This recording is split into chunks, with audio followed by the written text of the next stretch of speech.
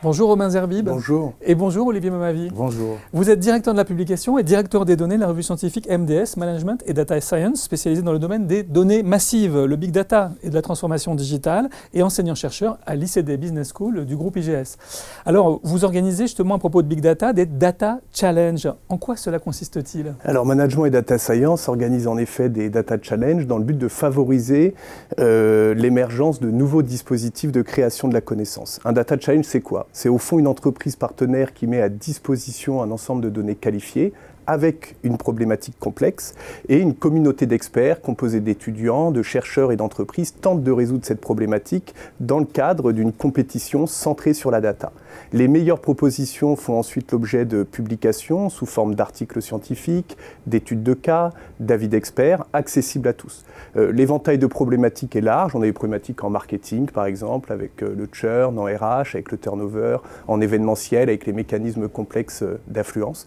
Récemment, on a fait un Data Challenge avec Bipengo, un des leaders européens de la mobilité, et la DTM dans le cadre d'un dispositif qui s'appelle Share Marketing. Et le but ici était d'identifier un segment de marché porteur et de proposer d'inventer un nouveau service de mobilité. Donc on voit, c'est large, et ici en l'occurrence, c'était sur le thème du marketing.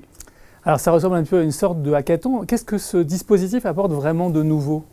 Alors en fait, c'est d'abord pour répondre à un ensemble de lacunes que l'on a constatées. La première lacune, c'est d'abord de trouver tout simplement des data scientists. Je dirais même surtout de trouver des bons data scientists. Et puis l'autre lacune qu'on a constatée, c'était la difficulté au fond de former des managers à la data science.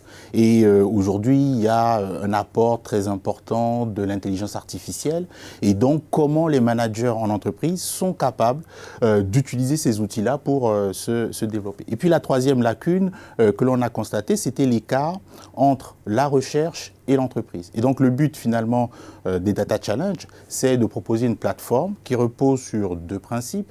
Le principe d'abord de crowdsourcing, c'est-à-dire un principe qui permet à une communauté de trouver une solution à un problème d'entreprise. Et puis le deuxième principe sur lequel un Data Challenge s'appuie, c'est le principe de recherche ouverte, c'est-à-dire d'ouvrir, de coopérer pour permettre aux entreprises d'avoir accès à tout un processus de la donnée, de l'analyse de la donnée, à l'accès à la connaissance.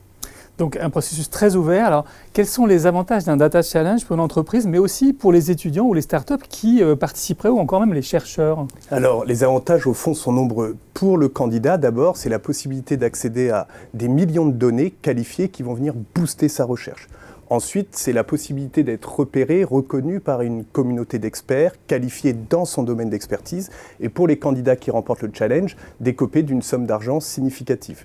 Pour l'entreprise, c'est la possibilité de fédérer autour de sa problématique un ensemble d'acteurs très variés que sont les entreprises, les chercheurs, les étudiants, tandis qu'habituellement, on fédère un acteur. En conséquence, on a un nombre très hétérogène de propositions, de solutions, c'est très riche. Et ça, au fond, pour un montant relativement faible, c'est-à-dire le montant qu'elle est prête à donner au gagnant, ce qui est souvent beaucoup pour le joueur, mais très peu pour l'entreprise au regard de la prestation perçue. Et pour les étudiants, c'est la possibilité, en fait, de participer à une innovation pédagogique très engageante, très sympa, avec la possibilité de démontrer que les connaissances qui sont diffusées en cours ont non seulement vocation à être opérationnalisées, mais aussi sont vivement attendues par les entreprises. Et les étudiants qui gagnent le challenge, outre le fait qu'ils gagnent des sous, qu'ils montent en compétences, vont pouvoir muscler leur CV en démontrant qu'ils ont vraiment une preuve de performance dans le domaine du data marketing ou de la data RH. Et ça, c'est très recherché aujourd'hui par les entreprises. Donc professionnalisation. Est-ce que néanmoins les entreprises ne sont pas un peu réticentes à ouvrir leurs données ? Elles pourraient l'être, mais en fait, lorsqu'on s'inscrit dans un Data Challenge, c'est parce qu'on est dans une logique d'open innovation et donc d'ouverture et de partage. Si je prends l'exemple du dernier Data Challenge que nous avons mené, l'entreprise Bipengo a mis à disposition une base de 1 500 000 clients et à peu près 10 millions d'observations. Alors, bien évidemment, les données qui sont ouvertes ne le sont pas sans condition. La première condition, c'est d'abord de respecter la fameuse RGPD. Et puis ensuite, c'est d'anonymiser. l'ensemble des données. Et puis enfin, l'entreprise a souhaité éliminer les données qu'elle jugeait stratégiques pour ne pas divulguer des informations à ses concurrents.